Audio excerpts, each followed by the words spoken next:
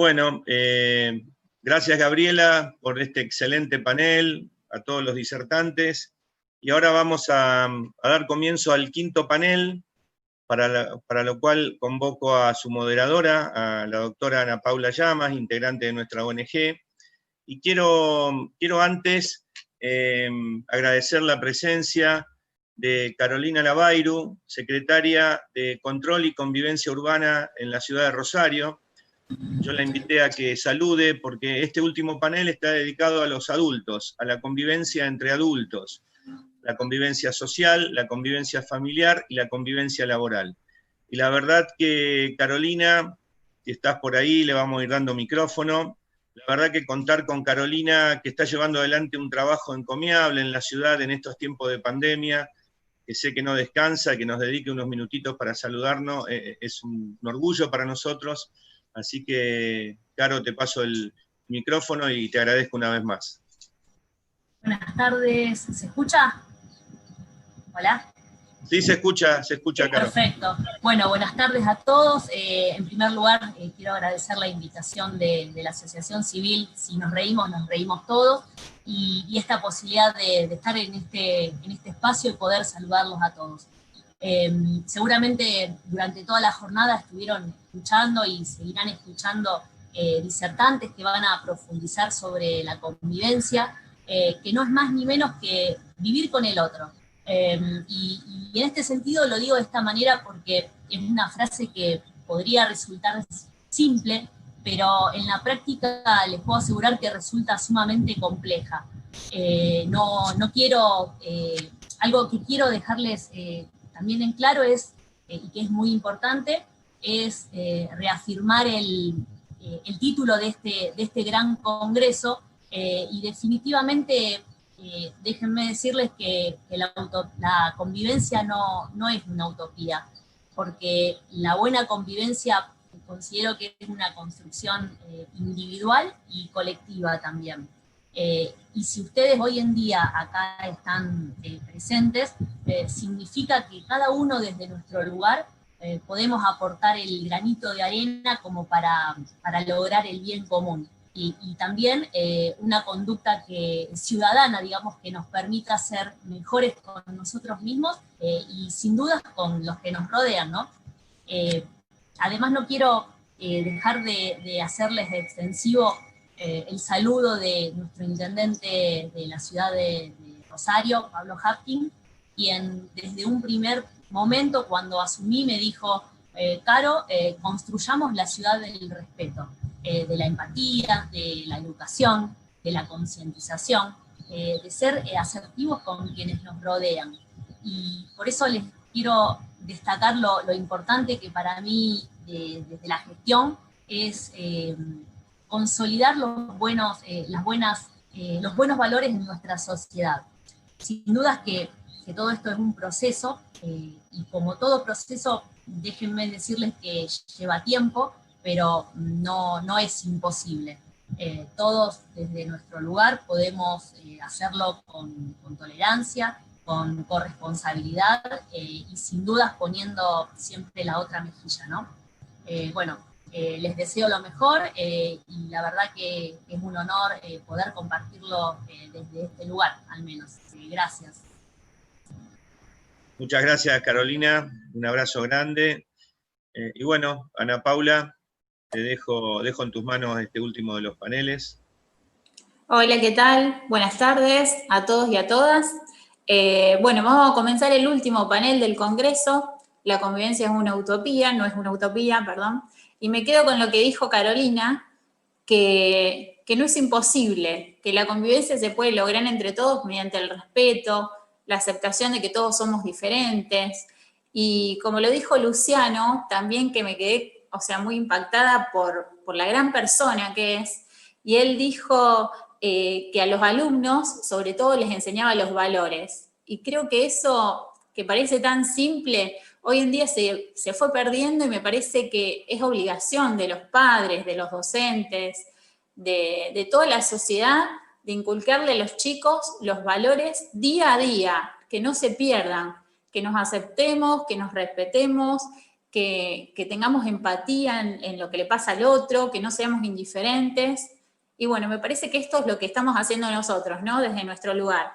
Y bueno, este panel podemos decir que vamos a ver la convivencia desde los adultos, o sea, no ya tanto en el plano de los niños o niñas y adolescentes, sino que la convivencia de los adultos, que tampoco es fácil, en el plano familiar, social y laboral. Antes de comenzar, sí les quería recordar que les va a llegar un formulario cuando termine el congreso, el cual deberán completarlo, creo que tienen 3 días para hacerlo, que es muy importante para que de esta forma puedan obtener el certificado. Así que bueno, eso les quería recordar. Y bueno, voy a presentar a nuestro primer panelista, que se va a referir a la problemática en tiempos de pandemia, a la convivencia de la familia con los chicos, de las relaciones intrafamiliares y más aún en el tiempo de la cuarentena. Lucas Raspal es médico psiquiatra, psicoterapeuta cognitivo postracionalista, profesor universitario. Actualmente se desempeña como subsecretario de Desarrollo Humano en la Municipalidad de Rosario. Es vocero en Argentina de la Fundación América por la Infancia.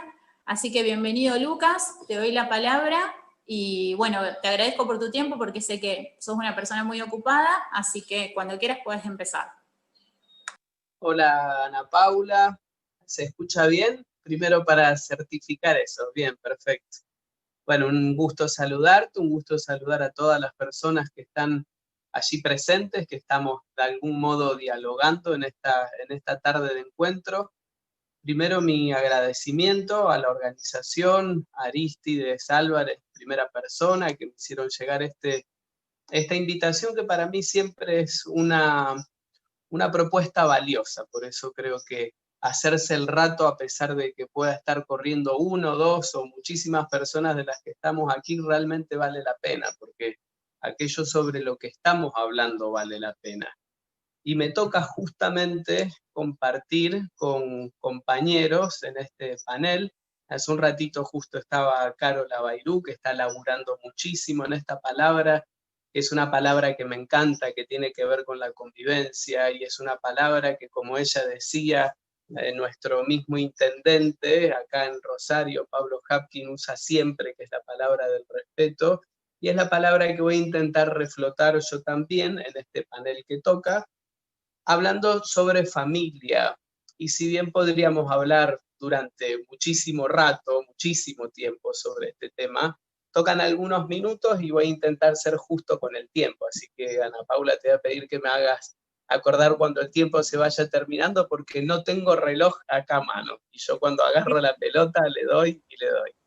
Así que voy a intentar ser justo. Bueno, convivencia familiar en tiempos de pandemia.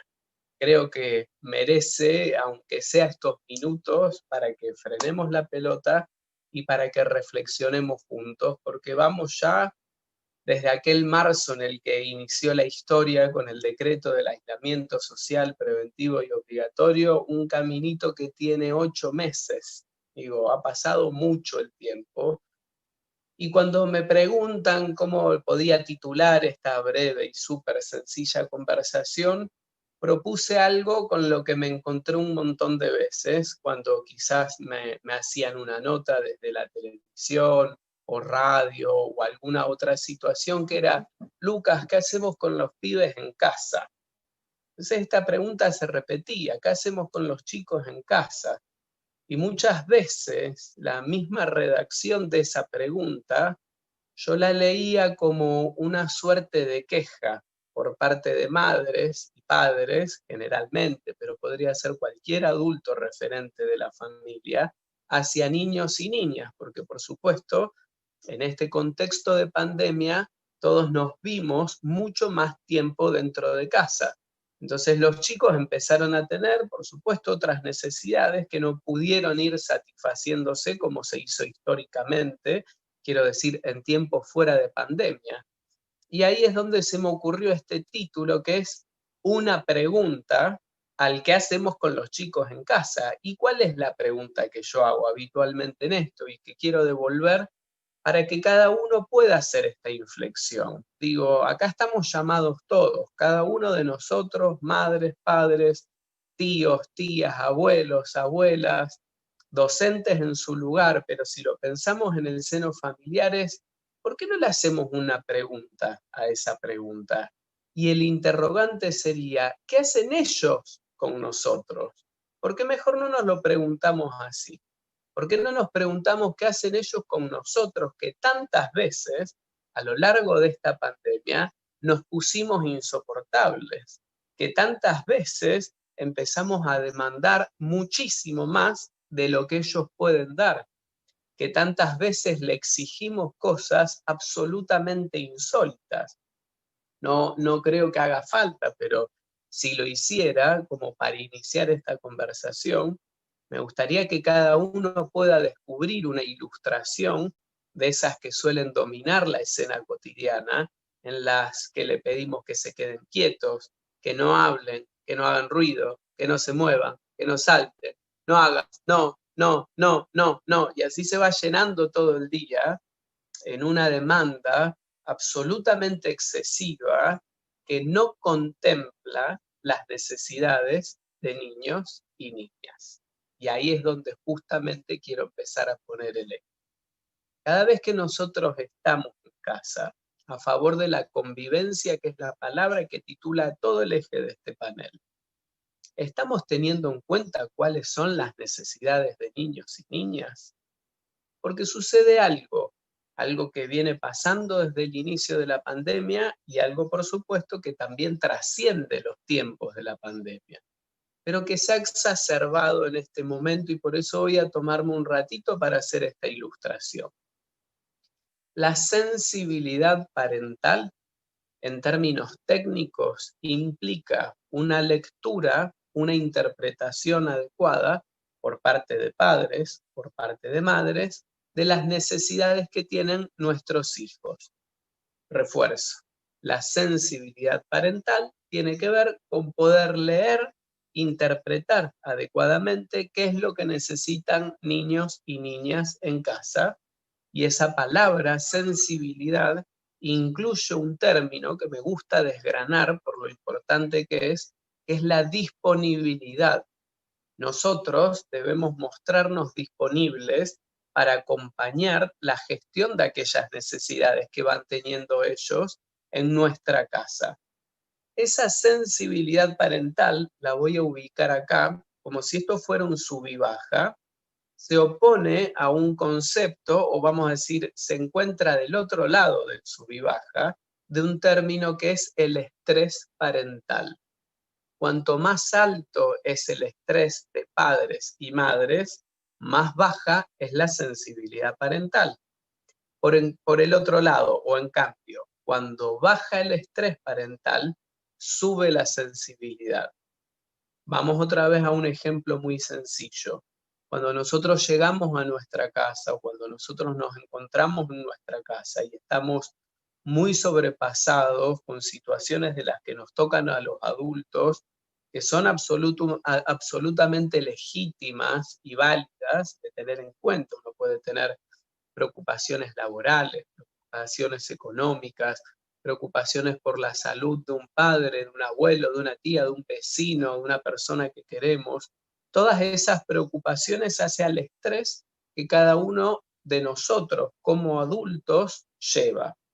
Si ese estrés es muy alto porque de repente no estoy llegando a fin de mes, de repente peligra mi trabajo, yo debiera entender que mi estrés parental va a estar muy alto. Entonces, casi inmediatamente, como si fuese una secuencia directa, mi sensibilidad parental va a bajar. ¿Y qué quiero decir con esto? Mi capacidad para ponerme en el lugar de mis hijos, mi capacidad para interpretar sus necesidades en casa y demostrarme accesible a ello, demostrarme disponible, va a bajar. Y esta es preferentemente, lo digo por una cuestión estadística, la forma que tuvo este sub y baja a lo largo de la pandemia. Un estrés muy alto por parte de madres y de padres que hizo que la sensibilidad parental disminuya en un momento en el que ellos, los más pequeños en casa, nos necesitan y mucho. porque ellos también se quedaron sin la escuela, sin el club, sin la posibilidad de continuar con las actividades que hacían hasta acá, sin esa posibilidad de salir como lo hacían antes para encontrarse con una amiguita, con un amiguito, y eso hizo que ellos tengan muchas necesidades. Por un lado, de mover el cuerpo, de sacudir el cuerpo. Los chicos no están hechos para quedarse quietos en un departamento. Yo tengo 3 en un departamento. Imagínense cuál es esa carga que tienen, esa necesidad de movimiento, más la necesidad de socializar, más la necesidad de divertirse. Entonces, nosotros lo que debiéramos hacer en estos momentos, y esta es justamente la invitación, en 15 minutos, 20 minutos, no me interesa más que dejar un llamado a la acción, que es este. Nosotros, adultos, leyéndonos sobrepasados, y en esto digo, es válido, es legítimo que lo estemos porque la situación que nos toca es también difícil, pero nada de todo esto que nos sucede a nosotros, a los adultos, quita cuáles son las necesidades de niños y niñas. Insisto, todo esto que nos está pasando no quita cuáles son las necesidades de ellos. Y es nuestro deber estar a la altura para poder acompañar sus necesidades, las necesidades de niños, niñas y adolescentes. Entonces, yo quisiera que cada vez que nosotros nos encontramos desbordados, nos sabemos sobrepasados, nos reconocemos con un estrés parental alto, que en ese momento hagamos la pausa, que en ese momento intentemos de respirar hondo, intentemos mirar con franqueza y en algún punto con ojos de niño, también con ojos de niña, porque lo fuimos, para poder precisar mejor qué es lo que necesita. Por ejemplo, un hijo cuando está saltando de un lado al otro, qué es lo que necesita una hija cuando nos llama y nos llama y nos llama permanentemente, porque si no hacemos este ejercicio, si no tomamos aire, si no hacemos la pausa, generalmente vamos a terminar reaccionando de un modo automático que es muy contrario a lo que ellos necesitan. En cambio, si hacemos la pausa, tenemos la posibilidad de entender que quizás lo que necesitan es conversar, quizás lo que necesitan es que nos sentemos a jugar. Quizás lo que necesitan es que propongamos alguna actividad en la que se puedan mover. Quizás necesitan algo que seguramente nosotros podemos facilitarles. Y de eso se trata la tarea de la crianza. Una crianza respetuosa es una crianza que, si bien entiende que hay una asimetría en los lugares que le toca a uno y otro, no hay asimetría en lo que hace al respeto. El respeto siempre es recíproco. El respeto siempre debe ser simétrico. La convivencia exige que el respeto siempre sea recíproco y simétrico. Y es ahí donde nosotros tenemos que estar mirándolos, porque si no lo hacemos con atención, si no lo hacemos con el corazón abierto, si no lo hacemos con un uso pleno de nuestra inteligencia emocional y también de nuestra razón, entonces nosotros nos vamos a estar perdiendo la posibilidad de acompañarlos de manera sensible. Y ahí se empieza a romper, se empieza a agrietar la convivencia familiar a la que nosotros apuntamos. El respeto debe ser siempre esa luz que ilumina nuestro hogar. Y ese respeto requiere de que nosotros tengamos alta nuestra sensibilidad parental. Y para que esto suceda, como si fuera entonces una cronología, nosotros tenemos que aprender a hacer la pausa y mirarlo. Pero no solo mirarlos con los ojos. Si bien parece una metáfora y en algún punto lo es, pretendo que sea literal. Hay que mirar con el corazón sus necesidades para interpretarlas de manera más precisa, de manera más honda, y entonces sí poder habilitar que ellos se expresen, facilitar que se expresen, entender qué es lo que necesitan por debajo del texto, para reconocer de una manera más cabal, de una manera más profunda, cuáles son sus recorridos, cuáles son sus necesidades, cuáles son en este marco de pandemia y, por qué no, cuando esto haya terminado en algún momento, y cruzamos los dedos todos para que esto sea así, para que esa sensibilidad parental nunca se diluya, para que el respeto siempre siga siendo el rey dentro de nuestra casa y que la convivencia fluya, porque de eso se trata lo que todos procuramos. Nuevamente agradezco la invitación a la organización. Si nos reímos todos. Ana Paula, espero haber cumplido con el tiempo. Estás muy bien con el tiempo y excelente, muy claro. La verdad que nos va a ayudar a todos. Como mamá te lo digo, que muchas veces en esta pandemia uno pierde la paciencia y no es bueno, como vos decís, hay que respirar, pensar y, como vos decís, sentir y mirar desde el corazón y no con los ojos, como lo dijiste, muy claro, clarísimo. La verdad, muchísimas gracias y hay un montón de saludos, felicitaciones. O sea, preguntas no vi en el chat, pero no sé si alguno quiere hacer una pregunta porque sé que estás ocupado y te tenés que ir, tenés otro compromiso, así que, bueno, te agradezco un montón y vamos a seguir con el otro expositor o panelista. Muchísimas gracias. El agradecimiento nuevamente es mío, a pesar de las corridas y las cosas por hacer. Valoro mucho este tiempo, valoro el espacio, porque en la posibilidad de conversar siempre aparece, aunque sea la luz para alguien que necesita en su casa, que alguien se dé cuenta de manera empática que la está pasando mal como adulto, pero que eso no debe correr de foco, que nosotros somos los que tenemos los recursos para respirar, mirar de manera profunda y de manera sincera a los ojos de nuestros hijos y acompañarlos. Bueno, muchísimas gracias. Muy claro, gracias. Gracias, muchas gracias. Bueno.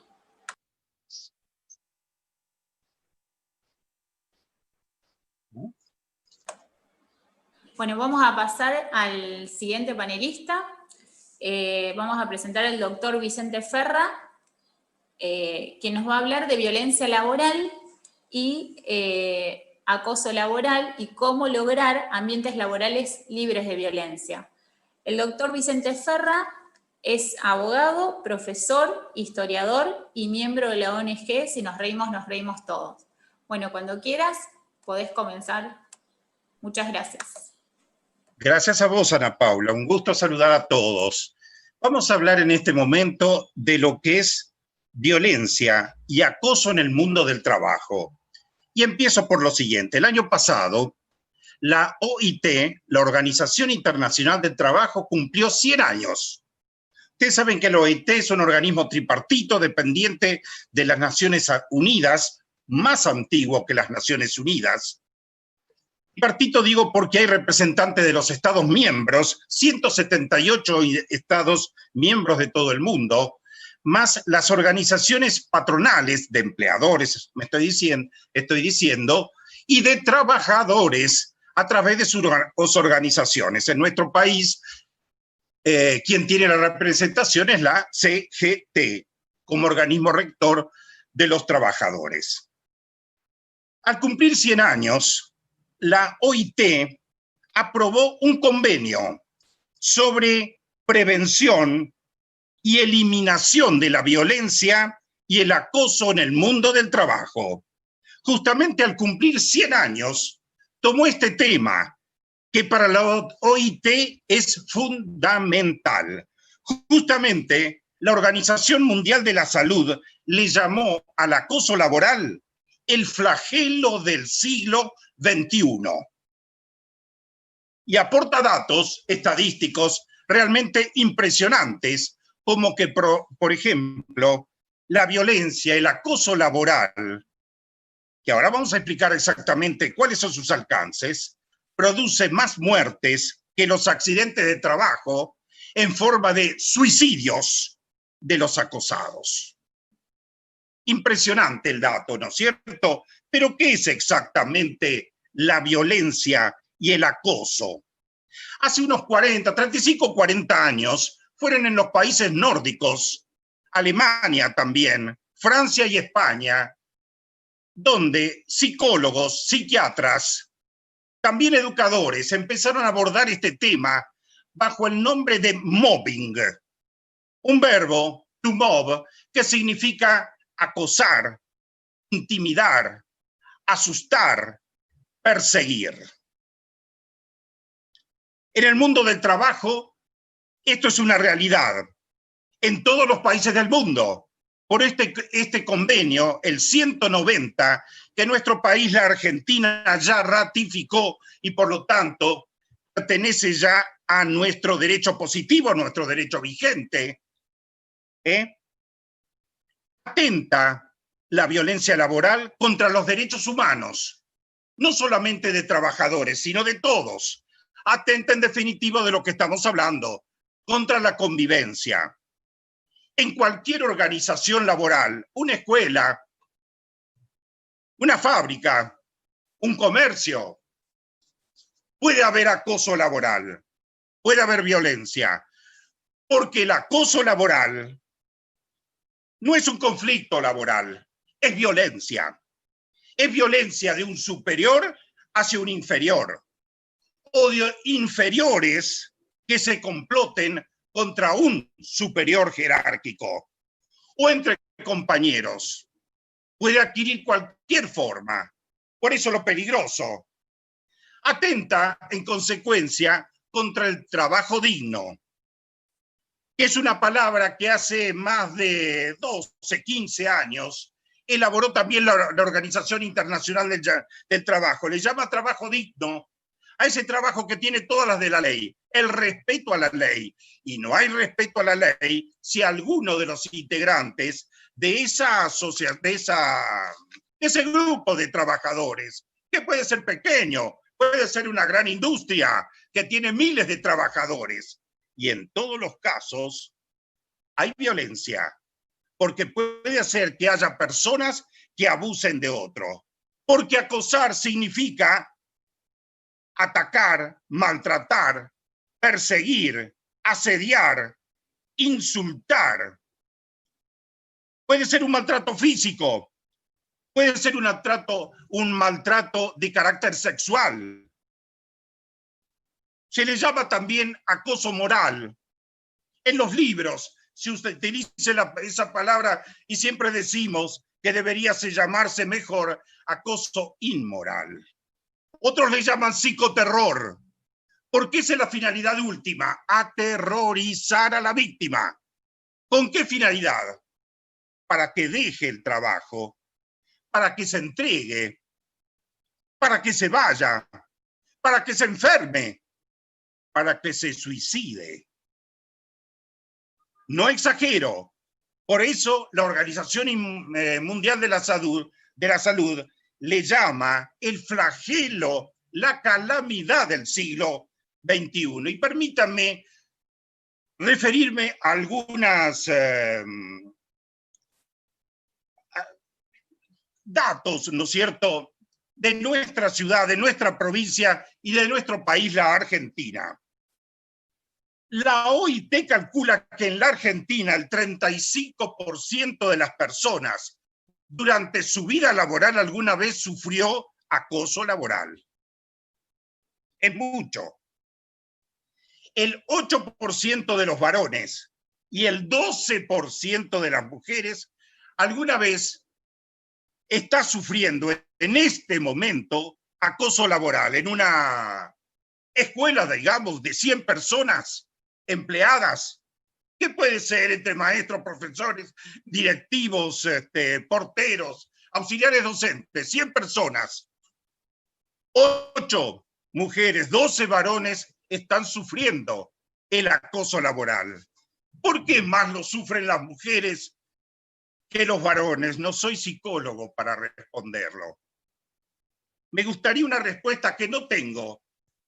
Yo lo simplifico diciendo que los cargos jerárquicos generalmente están en manos de varones y por lo tanto las acosadas suelen ser las mujeres.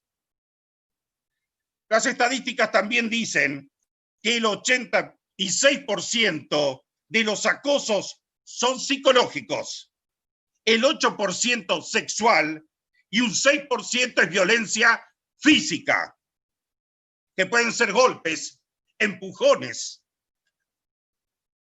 algo más que amenaza. Hace unos pocos meses nos sorprendió una alta funcionaria de la policía de nuestra ciudad de Rosario, donde estamos en este momento, cuando dijo que el 75% de las mujeres policías habían sufrido algún tipo de acoso.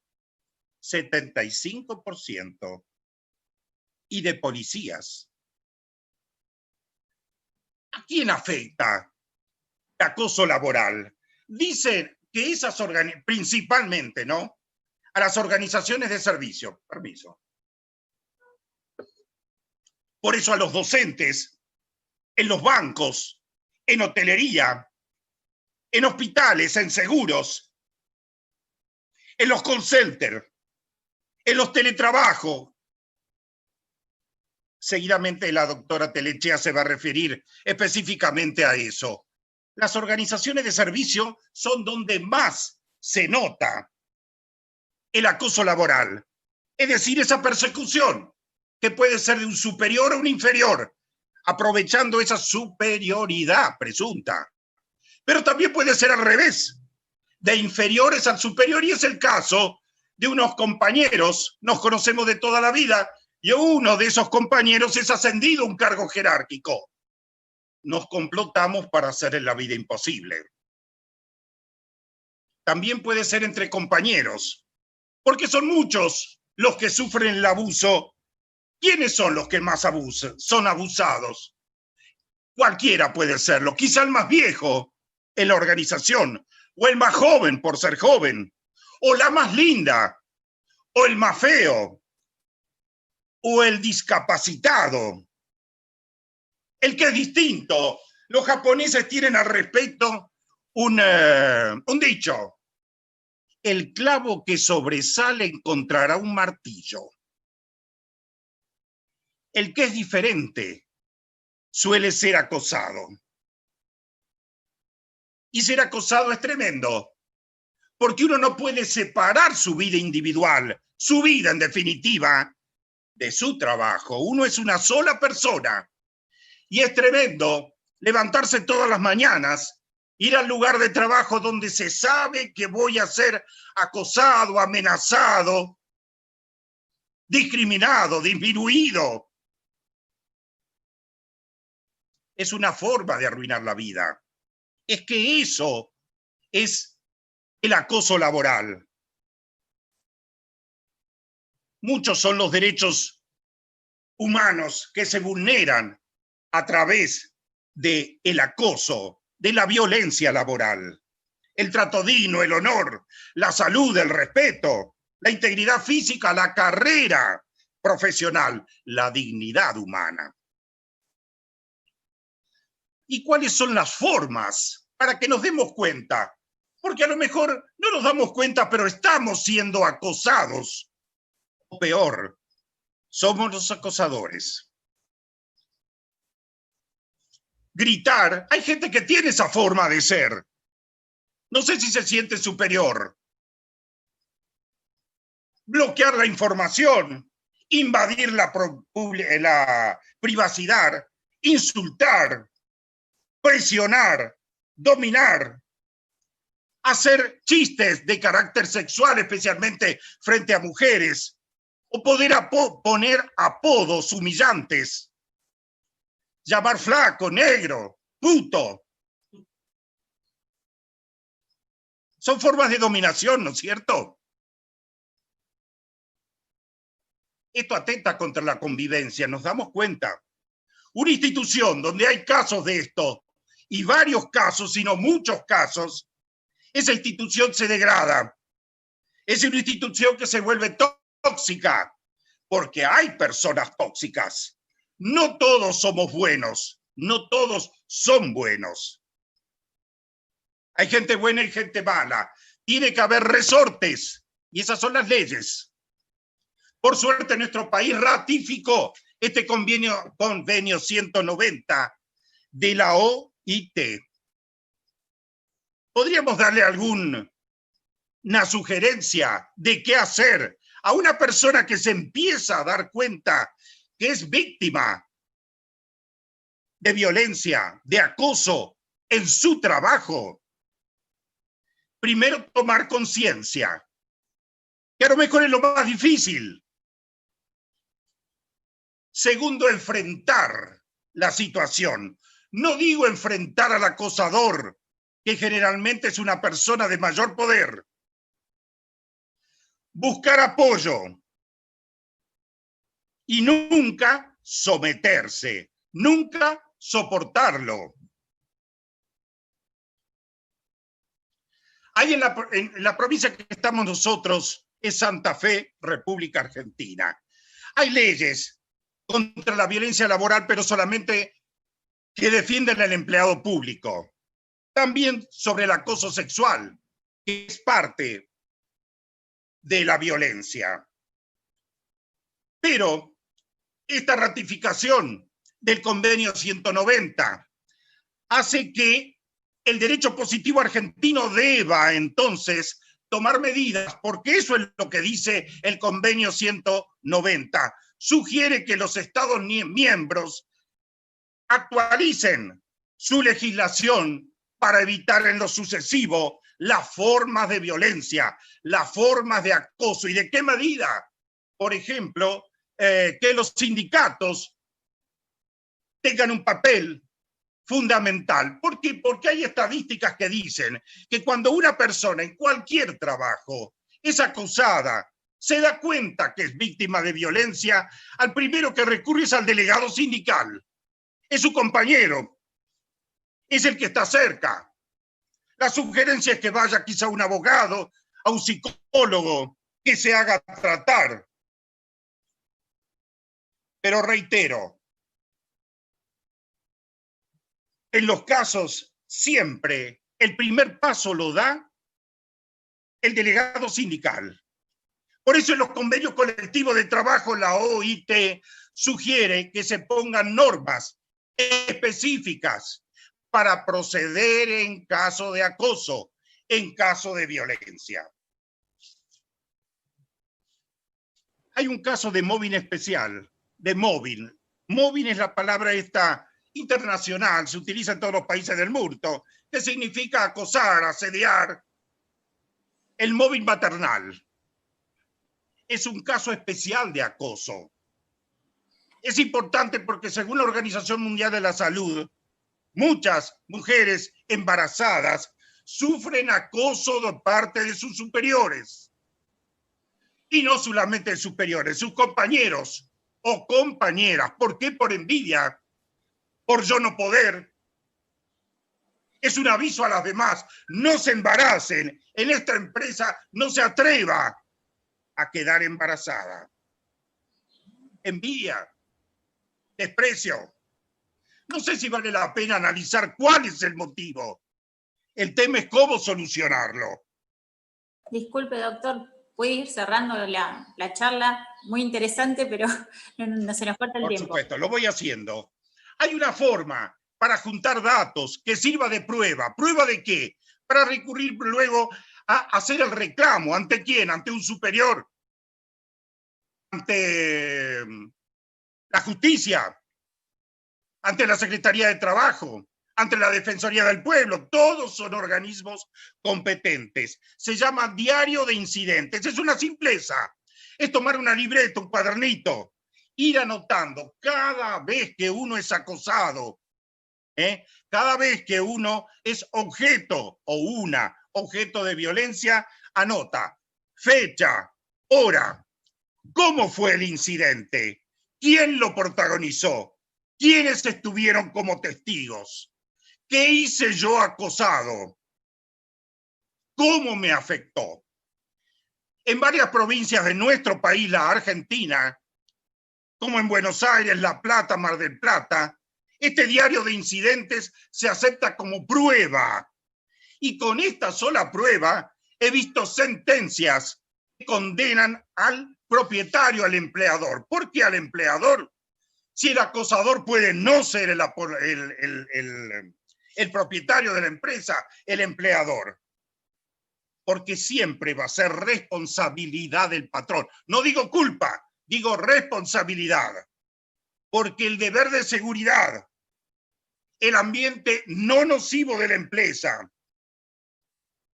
el hecho de responder por sus dependientes, siempre va a ser una obligación del patrón, del empleador, que tiene que garantizar las condiciones dignas y equitativas de trabajo.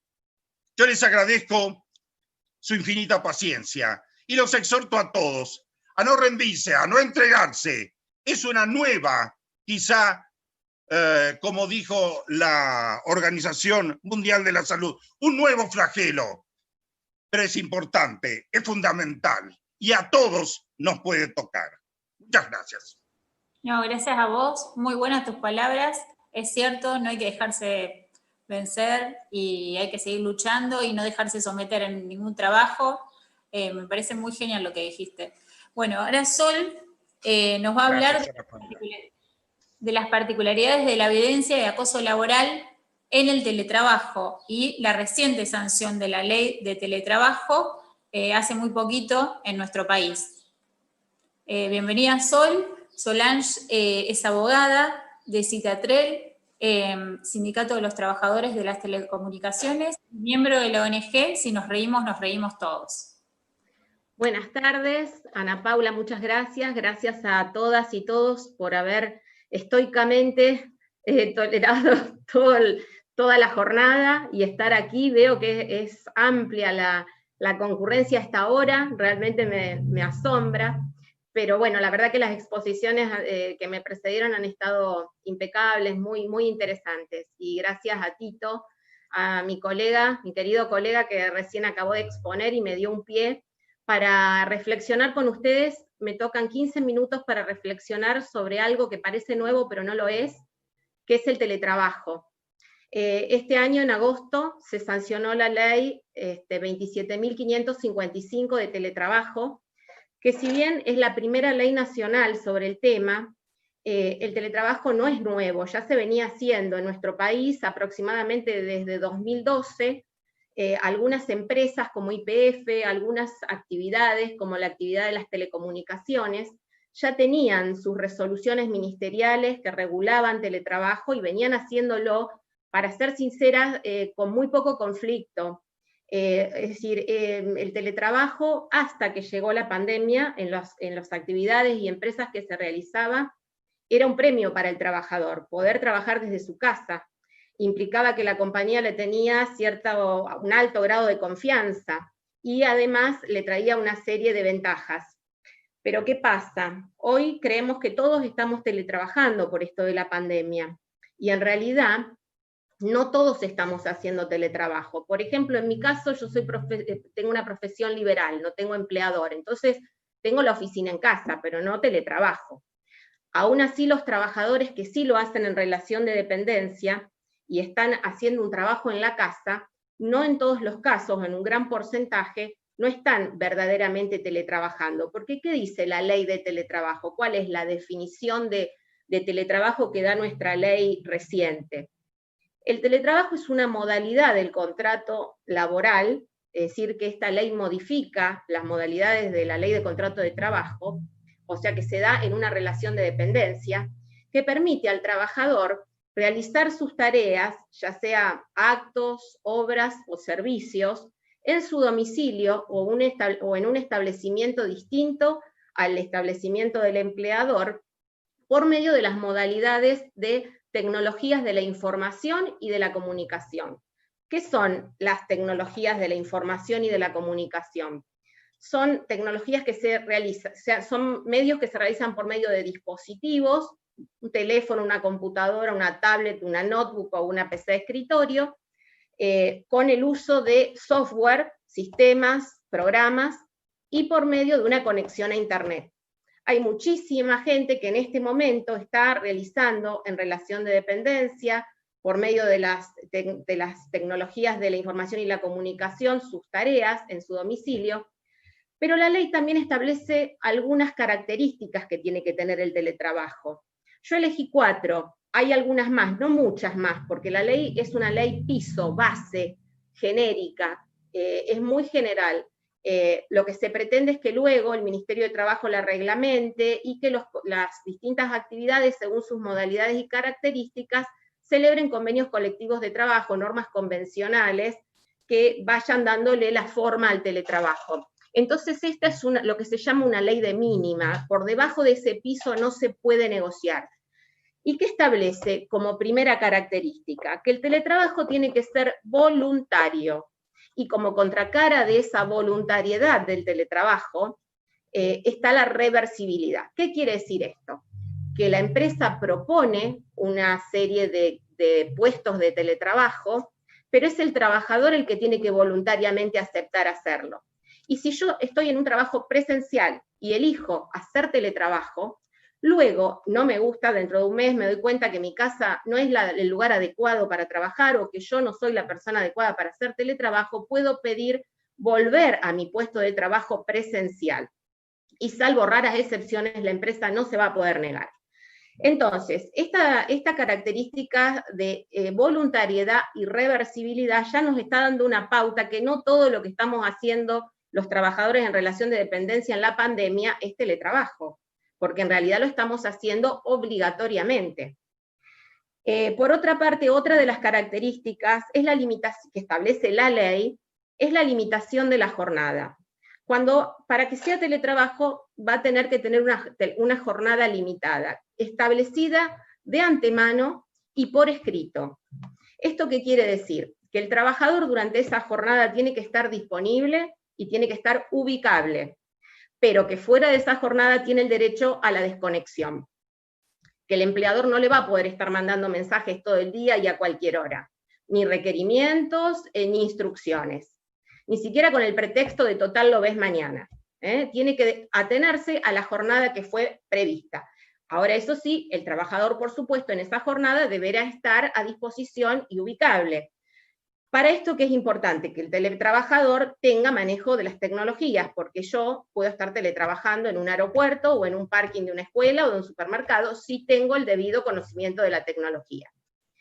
Por otra parte, y otra cosa que no es menos importante, aunque parece una obviedad, la ley de teletrabajo establece que le son aplicables al teletrabajo todas las normas laborales vigentes en la órbita del contrato individual de trabajo y en el derecho colectivo del trabajo. Es decir, todas las disposiciones sobre salud, higiene en el trabajo, ART, remuneración, licencias, y también las de índole colectiva. Es decir, el teletrabajador tiene derecho a afiliarse a un sindicato y también a ser elegido o elegir delegados y representantes gremiales. Con todo esto, ¿qué les quiero decir? Lo que nosotros estamos haciendo durante la pandemia, aún las personas que lo están haciendo en relación de dependencia en su casa y por las modalidades de TICs, o sea, tecnologías de la información y de la comunicación, como por ejemplo acá que hay muchas docentes, por lo que vi en el Congreso. Pero ustedes ya se habrán dado cuenta que les falta el tema de la voluntariedad. Nosotros, cuando empieza la pandemia, lo que se está haciendo es un trabajo remoto, eso sí, desde la casa o desde el lugar donde los agarró la pandemia, excepcional, obligatorio y por razones de salud pública. Esto no es teletrabajo en los términos de la ley que se sancionó este año. Por eso la ley, a pesar de que se sanciona en agosto de este año, no entra a regir inmediatamente, no está en vigencia esa ley todavía. Va a entrar en vigencia 90 días después de que se termine el aislamiento o distanciamiento. Es decir, cuando volvamos a lo que muchos especialistas han dado en llamar la nueva normalidad, horrible el término, pero se ha hecho popular, entonces más o menos todos sabemos de lo que estamos hablando. En realidad yo ya les voy a adelantar, porque lo iba a decir al final, pero me voy a olvidar. Los especialistas sobre el tema dicen que la nueva normalidad se estaría dando cuando tengamos la vacuna y gran parte de la población esté inmunizada por la vacuna. Hasta entonces la ley no va a entrar en vigencia, lo cual no quiere decir que no estén vigentes todas las otras normativas laborales, pero yo lo que quiero decir es que escucho muchas veces que se habla mal del teletrabajo o tenemos una visión negativa, y es porque en realidad lo que estamos haciendo no es teletrabajo, no tenemos todas esas características que la ley ha fijado para el teletrabajo. Ahora bien, yo me hago una pregunta aquí, y es, ¿cualquier empresa puede disponer puestos de teletrabajo o puede transformar sus actividades haciéndose teletrabajo? ¿Cualquier trabajador está en condiciones de teletrabajar y no enfermarse? ¿Cualquier tarea da para hacerse mediante las tecnologías de la información y de la comunicación? Y la respuesta en los tres casos es no. Si yo tengo una empresa conservadora, a la vieja usanza, donde los jefes o los supervisores creen que el ojo del amo engorda al ganado, algo así decía el dicho. O sea que yo tengo que estar mirando al trabajador todo el día durante su jornada de trabajo, que está en su puesto, que no se ha levantado, que está frente a la computadora. Esa empresa no va a funcionar bien con el teletrabajo, porque va a perseguir al trabajador, lo va a volver loco todo el día con una paranoia de ver si está trabajando, o va a pretender poner una cámara en la casa para ver si está sentado a la computadora o lo va a estar llamando a cada rato. Se necesita una cultura tecnológica, organizacional totalmente distinta de lo que se ha dado en llamar la empresa posmoderna, es decir, una flexibilidad, una fluidez en las comunicaciones entre los trabajadores, entre los compañeros entre sí, con los superiores. En cuanto al trabajador, ¿qué va a tener que tener como características? La autorregulación, la disciplina, la planificación, el poder flexibilizar también, pero en cuanto al cambio de la modalidad para hacer sus tareas, porque las tecnologías cambian permanentemente y hay que ayornarse, entonces eso se va a ir modificando. Y con respecto a las tareas que serían susceptibles de ser teletrabajadas, si el neologismo no me lo permite, son aquellas que pueden medirse de una manera distinta a la tradicional, es decir, por logros, objetivos, metas, planificando, realizando una bitácora de trabajo, que es lo que decía el colega, el doctor Serra recién, cuando hablaba de ese cuaderno en el que anoto cosas. Es muy útil y muy recomendable que el teletrabajador lleve una bitácora, que es una especie de anotación cronológica y pormenorizada de lo que hace durante el día, porque eso le va a servir para organizarse él, para rendir cuentas ante los superiores y para tener algún tipo de prueba en el caso de que sufra violencia, porque ahora viene el tema, ¿se puede sufrir violencia o no? Y bueno, el doctor Serra recién decía que el 86%, creo, 86, 87, dijo, es violencia psicológica, sutil. Para la violencia psicológica sutil no necesitamos contacto físico. Un trabajador que está aislado en su casa, ahora encima confinado, pero mínimamente aislado, que no tiene un contacto directo con los compañeros, es un terreno fértil para ejercer sobre el abuso de poder, violencia laboral, acoso psicológico. Entonces, pongamos que la empresa es la óptima, es una empresa posmoderna que tiene fluidez, que confía en sus trabajadores, que confía en la capacitación que les dio a sus trabajadores. El teletrabajador del que estamos hablando tiene las características personales que también hay que tener, y las tareas son acordes. Esa empresa, si quiere conservar ese ambiente sano de teletrabajo, ¿qué debería hacer? Porque todos somos susceptibles de ser acosados laboralmente, y cualquier empresa también es susceptible de que en su seno se vivan situaciones de violencia. Lo que debería hacer la empresa es promover actividades preventivas, o tener algunas actitudes preventivas, como son, por ejemplo, la selección del personal. Es cierto que la personalidad del acosador está muy permeada en la sociedad y que es difícil detectarlo en un examen de ingreso, pero se va a reducir mucho esa posibilidad si nosotros en cargos de importancia, en altos cargos, no ponemos familiares y amigos, sino que hacemos una selección con un gabinete interdisciplinario y lo hacemos con criterios de habilidad, competencia, obligamos a que los altos cargos concurran a cursos de capacitación y, por qué no, a campañas de sensibilización sobre violencia laboral. Bajamos una línea de economía, de política económica de la empresa y de política en general de capital humano en la empresa, de que ese tipo de conductas de violencia no van a ser toleradas, que hay una tolerancia cero contra la violencia laboral y el abuso de poder, y que no van a quedar impunes, que van a ser sancionados. Ahora bien, también pueden hacerse estudios de clima organizacional o de clima laboral. Esto ayuda a detectar conflictos antes de que se transformen en situaciones de violencia. Es cierto que violencia laboral no es lo mismo que conflicto, esto también lo han dicho durante los paneles anteriores, refiriéndose a que la violencia no es conflicto en general. Y es cierto, pero el tema es que el conflicto interpersonal, que siempre puede estar presente en cualquier grupo humano, si no se trata a tiempo y se desactiva, puede ser transformado en una situación de violencia laboral. Para el caso de que esta todo esto preventivo no alcance y se dé igual la situación de violencia, tiene que haber protocolos adecuados, que impliquen necesariamente una investigación interna en la empresa, que además prevean algunas medidas cautelares de protección a la víctima o a los denunciantes, porque a veces el denunciante es un compañero de trabajo, no la víctima propiamente dicha. Que además, como resultado de todo eso, se sancione con la debida proporcionalidad y razonabilidad, porque se puede ir desde una recomendación hasta una desvinculación sin indemnización del acosador, sin pagarle la indemnización, porque es un despido con causa. Ahora, si todo esto no funciona, porque la empresa es una empresa conservadora, o porque el que me está acosando es directamente el dueño de la empresa y no va a poner en marcha ningún protocolo. Yo, como trabajador, ¿qué puedo hacer?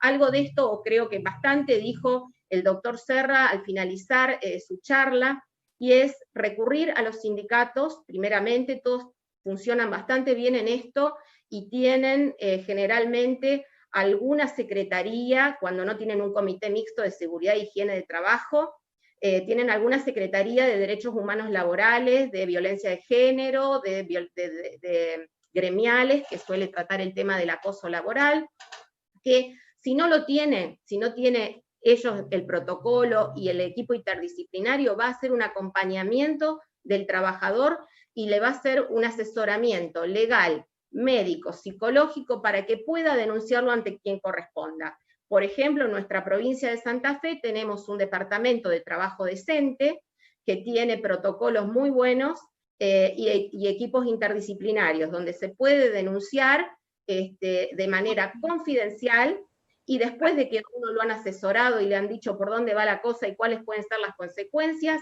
uno decide si quiere o no que se le notifique a la empresa y se lo cite para que se inicie un protocolo y desactivar la situación. Y como último recurso, por supuesto, siempre está el tema de los juzgados del trabajo, pero bueno, cuando llegamos a un juzgado es tarde, porque generalmente se pierde el puesto de trabajo, porque estoy mirándolo de afuera, generalmente. Discúlpame, Sol, ya tenés que ir cerrando. Sí, Perdón, ya está, porque está más que interesante, pero si no, se nos van los tiempos. Gracias, Ana Paula. Bueno, ya estaba, justo les iba a decir que voy a terminar en 2 segundos nada más, que dejarle una recomendación. Nos dicen que estamos teletrabajando en este momento, hay gente que la está pasando muy mal en su casa, o sea, haciendo teletrabajo, pero además teniendo que sostener una vida familiar, algunas personas con violencia intrafamiliar, con violencia de género en su casa, y encima en los medios no paran de decir que esto vino para quedarse. Lo que vino para quedarse es el aprendizaje que hicimos de los medios tecnológicos, y aquel que quiera y le convenga y le haya sido de utilidad realizar teletrabajo, pero el que no sea así, cuando volvamos a la nueva normalidad, o como le quieran llamar, va a poder voluntariamente elegir volver a su puesto de trabajo presencial. Eso es todo. Sé que es mucho más lo que quedó por decir que lo dicho, pero no faltará oportunidad para seguir reflexionando sobre el tema, y les agradezco a todos y a todas.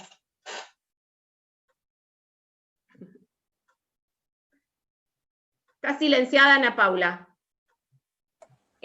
Muchas gracias, y después van a quedar algunas preguntas por contestar cuando termine la última panelista, porque hay muchas inquietudes, como vos muy bien dijiste, que muchos de los docentes, estaba leyendo, que dicen que a todas horas le mandan mensajes, mail, tanto directivos como padres, como alumnos, y bueno, obviamente eso provoca un estrés sumado a toda la situación que estamos viviendo, así que después, cuando finalicemos, te lo voy a leer para que puedas responder a algunas de ellas. Bueno, una sola palabra más, Ana Paula, y te pido 1000 disculpas. Retomé la palabra un segundo porque vamos a contestar alguna pregunta por una razón de tiempo, seguramente serán pocas, pero todas las que queden, ya les va a decir Ana Paula, las vamos a contestar por medio de la página de la asociación. Todo lo que quede sin contestar hoy, a corto plazo, yo me comprometo, se van a contestar en la página de la asociación y van a tener su respuesta. Perdón. Y a su vez también el tema del material que han preguntado, el material también se les va a enviar y va a estar a disposición en la página, así que todo lo que queden dudas y todo lo van a poder chequear ahí. Bueno, en nuestra última panelista, bueno, muchas gracias. En nuestra última panelista, quien se va a referir al contexto de pandemia, pero ya en la convivencia familiar, desde el punto de vista de Colombia, es Laura Pérez Valle. Ella es de la ciudad de Barranquilla y, bueno, no la veo por acá, no sé si ha ingresado. Aquí estoy, muy buenas tardes. Hola, ¿qué tal? Bueno, vos sos profesora universitaria de la Corporación Universitaria Americana de sede en Barranquilla, magíster, y bueno, vas a mostrar a su vez mucha de la experiencia basada en informes y estadísticas de toda esta situación y de toda la violencia intrafamiliar y maltrato y la convivencia, como vos muy bien, yo estuve leyendo, que decís que es muy difícil en esta época de pandemia convivir, ¿no? De forma permanente con el acosador o el abusador o abusadora, que es una situación todavía más difícil de la que vivíamos anterior a esta nueva normalidad. Bueno, te dejo la palabra. Muchísimas gracias, Ana Paula, y a todo el equipo de la Asociación Civil. Si nos reímos todos. Un placer para mí estar compartiendo con ustedes este espacio académico. Muchísimas gracias también a la ONG Infancia Robada Campana, a mi querida amiga Rita García, por la invitación. Te envío un abrazo, Rita, muchísimas gracias por este espacio. Y bueno, como bien decía Ana Paula, les saludo desde la ciudad de Barranquilla, Colombia, un país hermoso, pero donde definitivamente resultaría o parecería una utopía realmente hablar de convivencia. Un país como el mío, que lleva más de 50 años de conflicto armado, un país con unos problemas impresionantes a nivel social y a nivel familiar, por supuesto también. Según el último informe de la Fundación Salven a los Niños, Colombia es el segundo país latinoamericano más peligroso para los niños, niñas y adolescentes, solo nos supera Venezuela.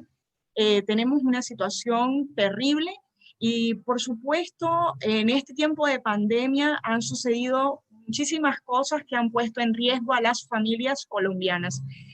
No solo a padres y madres, es decir, adultos, sino también a niños, niñas y adolescentes que viven en estos núcleos familiares donde se ven situaciones en contextos violentos. Para la presentación de hoy yo he querido compartir y me voy a permitir compartir pantalla con todos ustedes. Me regalan un momento, por favor.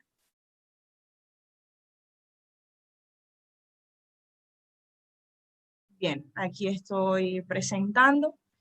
La ponencia se titula Convivencia familiar en contexto de pandemia, experiencia de Colombia. Y bien, antes de hablar un poco sobre el tema, quisiera mencionar lo siguiente, y es que Colombia ha sido uno de los países de la región latinoamericana más golpeado por el tema del virus COVID-19. Hemos sido uno de los países en la región que más ha sido golpeado y por supuesto las familias colombianas no han escapado de esta realidad. Actualmente, y este informe, este reporte es de hoy, ¿no? Estuve revisando en internet para poder terminar la presentación. Colombia tiene 34.929 muertes por COVID-19. En el día de ayer murieron 168 personas, perdón. En total llevamos 1.233.444 casos reportados por el virus COVID-19. Esto ha sido, por supuesto, terrible para mi país por una infinidad de cosas, entre esas, por supuesto, la debilidad en el sistema político, la debilidad en las instituciones, la debilidad en el sistema de salud nuestro, entre otras cuestiones. Y esto indiscutiblemente ha afectado a las familias colombianas en general. La violencia intrafamiliar ha tomado fuerza durante este tiempo. Definitivamente la convivencia en medio del confinamiento no ha sido fácil. Convivir de manera permanente con un abusador o abusadora ha empeorado la salud física y emocional de muchas personas. Ahora la violencia está encerrada en 4 paredes y hay muchos que no pueden escapar a esta realidad. Entonces, no solo la violencia, sino como lo mencionaban mis predecesores, el estrés, ¿no? El estrés parental del que hablaba el doctor Lucas. Toda esta situación, por supuesto, ha empeorado y ha dificultado muchísimo la convivencia intrafamiliar, la convivencia familiar. Quisiera presentarles en estos momentos algunas estadísticas que ha trabajado El Instituto Nacional de Medicina Legal y Ciencias Forenses de mi país, donde nos ha mostrado ciertos informes de cómo vamos con el tema de violencia intrafamiliar en mi país en estos momentos. Y a continuación quisiera presentar lo siguiente. En la pandemia, durante la pandemia, según el último, o uno de los últimos informes del Instituto Nacional de Medicina Legal, hay 4.674 casos de violencia contra niños, niñas y adolescentes entre el mes de marzo y el mes de junio de este año. Estamos hablando de abril, mayo y junio, 3 meses más o menos, donde en 3 meses hemos recibido 4.674 casos de violencia contra niños, niñas y adolescentes. Dicen los registros también del Instituto Nacional de Medicina Legal y del Instituto Colombiano de Bienestar Familiar que los agresores de niños, niñas y adolescentes en su gran mayoría conviven con ellos, viven en sus casas. Entonces imagínense en un contexto donde no había pandemia, donde los niños, por supuesto, van a la escuela y vuelven otra vez a la casa, pero ahora que los niños, niñas y adolescentes reciban las clases en la casa, todos están en la casa todo el tiempo, conviven con los agresores la mayor parte del tiempo, por no decir que todo el tiempo, por supuesto, porque la pandemia nos encerró a todos en nuestras casas. Entonces es una situación supremamente dolorosa para nuestros niños, niñas y adolescentes. De estos 4.674 casos registrados entre marzo y junio, porque todavía no he hablado de cómo vamos hasta ahora, 3.140 son casos de niñas y 1.534 casos de niños. Hay 1.162 casos, o han habido 1.162 casos de violencia sexual, 952 de niñas y adolescentes, mujeres, por supuesto, y 210 niños y adolescentes hombres. 37 suicidios, 24 de niños y 13 de niñas, y 66 homicidios. Vemos que en estos 3 meses donde Colombia estuvo en un confinamiento obligatorio decretado por el gobierno nacional, miren las cifras, son realmente escandalosas. Pues no sé cómo ha sido la situación en otros países de la región, pero Colombia se caracteriza, y es terrible tener que mencionarlo, pero Colombia se caracteriza por estos ciclos de violencia tenaces. Y las estadísticas que nos presenta el Instituto Nacional de Medicina Legal y Ciencias Forenses de mi país, por supuesto, son abrumadoras, son escalofriantes. Y quise traerlas para ustedes para que pudiéramos ver un poco sobre nuestra realidad en Colombia. Estas situaciones que estoy presentando en pantalla en estos momentos fueron unas situaciones que sucedieron en el contexto de pandemia en mi país. Recientemente, en el mes de junio, encontraron a un niño que estaba amarrado de pies y manos en Barranquilla. Lo dejaban amarrado de pies y manos para que los padres se iban a trabajar y lo dejaban atado de pies y manos para que no cometiera travesuras, ¿no? Entonces era preferible amarrarlo de pies y manos para que no cometiera travesuras. Un niño muy, muy pequeño, 3, 4 años más o menos, cuando la policía lo rescata, lo encuentra, el niño le dice a la policía que gracias, pero que por favor no lo fueran a desamarrar, porque después su padrastro lo golpeaba.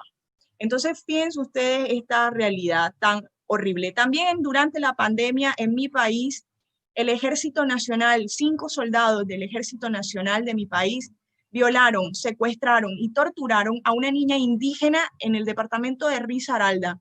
Y días después nos dimos cuenta que también el Ejército Nacional había violado a una niña indígena en el Guaviare. Nuestros niños, niñas y adolescentes también indígenas, porque Colombia se caracteriza por tener una población indígena supremamente grande y variada, también han sufrido durante la pandemia, también en sus territorios, han sido también víctimas de violencia de todo tipo. Y como lo he mencionado, en este caso, por ejemplo, fueron víctimas no propiamente de sus familias como tal, sino de miembros del Ejército Nacional.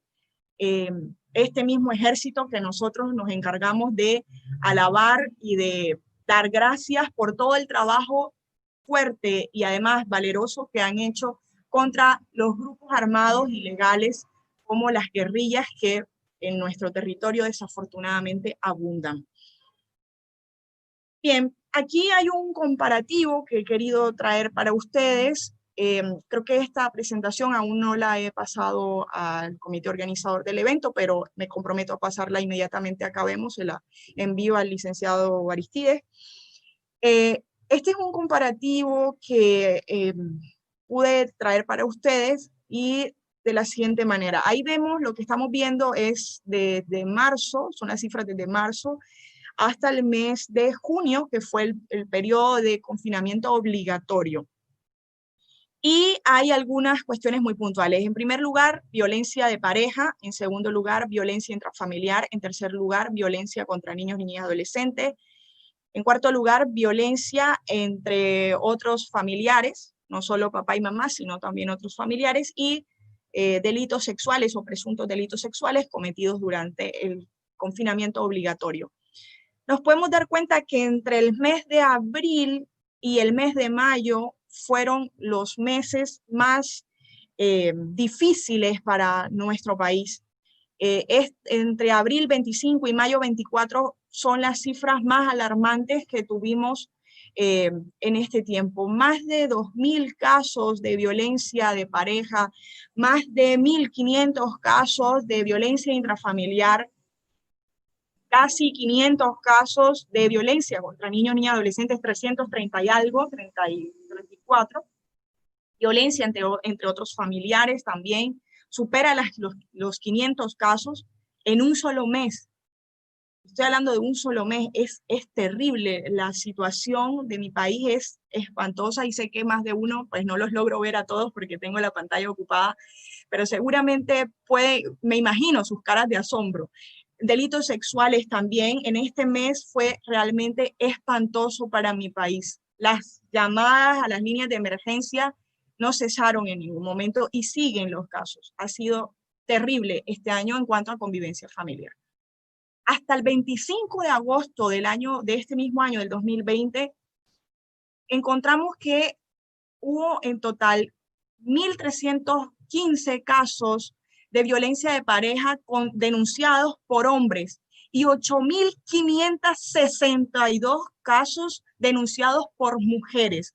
Fíjense ustedes lo terrible que ha sido. Recientemente en la ciudad de Bogotá, también en contexto de pandemia, un hombre golpeó a su compañera, le dio 6 hachazos. El hombre coleccionaba hachas y 6 hachazos. Fue salvada por su hijo de 12 años de edad, quien corrió a salvarla, corrió a avisar a los vecinos porque este hombre encerró a este niño en un cuarto. El niño logró salirse y dio aviso a los vecinos de lo que estaba pasando. Afortunadamente, la chica sobrevivió y hoy ha podido contar su testimonio, pero ha sido una situación terrible en mi país. Violencia intrafamiliar, miren todos, 2.217 casos denunciados por hombres y 3.384 por mujeres. Suicidios, 737 casos de suicidio entre hombres y 188 casos de suicidios de mujeres. Igual el tema de violencia sexual, 4.843 casos de violencia sexual denunciados por mujeres. Y homicidios, 299 casos de homicidios contra mujeres y 3.841 casos de homicidios contra hombres durante el tiempo de pandemia. Bien, igual homicidios según circunstancias del hecho en contexto de violencia intrafamiliar, 59 homicidios contra hombres, 36 contra mujeres, feminicidios, 24 feminicidios hasta 25 de agosto de 2020, 24 feminicidios. Es una cifra realmente espantosa en mi país. En la primera semana de aislamiento, 17 mujeres fueron víctimas de homicidio, 5 más que en el año 2019. En la primera semana de aislamiento, 17 mujeres víctimas de feminicidio. Es importante tener en cuenta que en el contexto de confinamiento en los hogares genera mayores dificultades para acceder a servicios de asistencia y protección que pueden estar incidiendo en la disminución observada en el registro de atenciones. Sucede que Instituto Nacional de Medicina Legal advirtió que durante el año 2019 las cifras eran aún mayores de las que estoy presentando en ese mismo tiempo, entre marzo y junio, y que en este año las cifras se han presentado una disminución en ese mismo periodo de tiempo. Entonces, algunas de las explicaciones que dan los expertos sobre esto es que durante este confinamiento a las víctimas de violencia intrafamiliar les queda más difícil denunciar porque conviven con el agresor y les da miedo, por supuesto, tomar el teléfono y llamar porque el agresor está en el cuarto, viven con ella, está en la habitación, la ve mientras cocina, la ve mientras lava la ropa. Entonces es más difícil tomar el teléfono y dar aviso. Entonces dicen que por eso pudo haber pasado, que se ve una disminución, pero realmente yo les muestro las cifras oficiales y nos damos cuenta, podíamos pensar, ¿y qué pasa con los que no han denunciado? Las cifras que no se ven, las cifras invisibles, estoy segura que son muchísimos más casos porque desafortunadamente en mi país, hablar en mi país sobre convivencia es todo un reto y es una verdadera revolución hablar de convivencia. Y aquí cuando hablamos de convivencia, por supuesto nos tildan o de a favor, que estamos a favor de la FARC o a favor de algún grupo armado ilegal, porque creemos que hablar de paz y hablar de convivencia, por supuesto, es algo realmente utópico, algo que no va a pasar nunca. Por supuesto, uno dice, bueno, pero paz en este país, convivencia en este país, pero si las cifras nos están diciendo otra cosa. Entonces es un reto enorme y agradezco por eso la oportunidad de estar aquí. ¿Qué hacer? Y con esto finalizo. Bueno, ¿Qué hacer? Sí, tranquila, aquí tengo el cronómetro. ¿Qué hacer?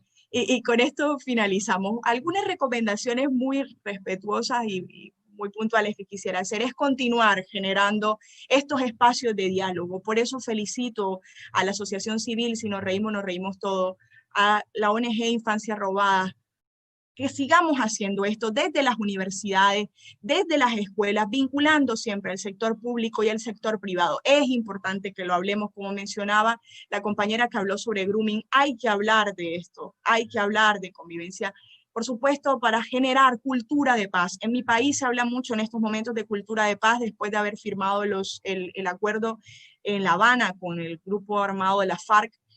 Hay que hablar de cultura de paz, hay que construir esta bandera, reconstruir la bandera del respeto por los derechos humanos, socializar, dar a conocer las líneas de emergencia para saber a quién acudir, escuchar a los niños, niñas y adolescentes que viven con nosotros en nuestros hogares, para que ellos entiendan que hay adultos que los quieren escuchar. Como decía la doctora Mercedes Minichelli, una gran psicoanalista argentina, marplatense, por cierto, en estos días en un congreso, decía, escuchar es hospedar.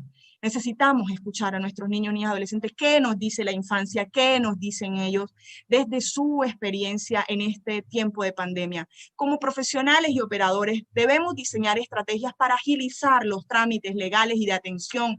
A veces nos enredamos en tanto formato, en tanta formalidad, ¿cierto? Y no le damos trámite y no agilizamos algunas cuestiones. Como familiares, generar espacios de compartir familiar, de conversar, de realizar actividades o tareas del hogar en conjunto. Necesitamos entender que la tarea es de todos. Muchísimas gracias a todos por escucharme y por supuesto, permitirme estar en este espacio. Un placer escucharte. Impresionante, la verdad que me quedé asombrada de las cifras y las estadísticas que mostraste, sin palabras, pero se te ve muy comprometida y la verdad muchas gracias por formar parte de este espacio, de este congreso. Un gusto, un placer. Bueno, le paso la palabra a Arístides, que va a dar, más o menos va a cerrar este congreso, así que, bueno, no sé, perdón, me olvidé de las preguntas que estuve mirando y no hay tantas, pero sí había señalizado qué número tiene el convenio, que calculo que es para vos, Vicente, la pregunta. El convenio de la OIT 190 del año 2019, el año pasado. Buenísimo. Y es importante leerlo también, ¿no es cierto? Es importante, tiene realmente datos importantísimos. Sí, acá hice mucho hincapié en las leyes, que después les mandáramos el material, que les avisamos que sí, que a todos se le va a enviar por mail. Y otra de las preguntas eran si los docentes no están haciendo teletrabajo. Es la duda que generaban, lo leí bastante. Eso es para Sol Telechea, que ya lo explicó de alguna manera, pero tendrás que ampliarlo. Sí. No, en realidad no es teletrabajo en los términos de la Ley Nacional de Teletrabajo que se sancionó en agosto, porque la ley prevé que tiene que ser voluntario. Esto de que es un trabajo en realidad excepcional, remoto, excepcional, obligatorio y en razón de la pandemia, se lo he robado de alguna manera a un especialista de la OIT para América del Sur, que es una española, que se llama Carmen Bueno, y habla de qué es lo que estamos haciendo durante la pandemia, y habla justamente de eso, del trabajo remoto, excepcional, obligatorio y en razón de salud pública, que no es precisamente el teletrabajo del que habla la ley que se sancionó en agosto, que todavía no está vigente. El teletrabajo es voluntario. Lo que están haciendo los docentes en este momento no es voluntario, digamos, lo tienen que hacer por una cuestión de sanitaria. Bueno, y después plantean, por lo que leí, si el cambio de lugar laboral que lo perjudique al empleado, eso implicaría una especie de abuso laboral. Se los leo si quieren textual. Dice, tengo una compañera que le propuso al jefe de personal un cambio para el mejoramiento en lo laboral, al cual él le responde que por pandemia no se podía. Al día siguiente se la traslada a otro predio como castigo por órdenes de él. Y además pone en marcha la propuesta de que ella ya le había dado. ¿El acoso es acoso eso? ¿O ejercicio de poder? ¿Es violencia de género laboral? ¿Qué se hace legalmente? Mira, como mínimo yo lo veo como un ejercicio abusivo del ius variandi.